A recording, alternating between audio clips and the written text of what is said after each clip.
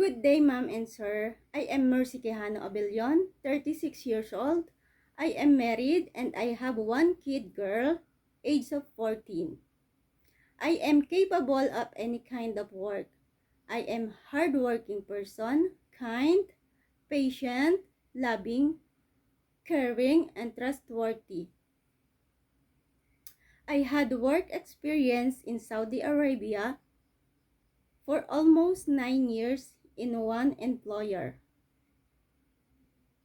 My duties there: cleaning, wash the clothes, wash the dishes, cooking, ironing, taking care of the children, and many more.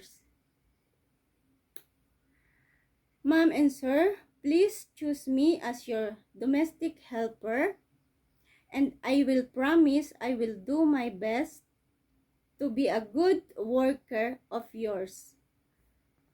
Ma'am and sir, thank you so much and God bless.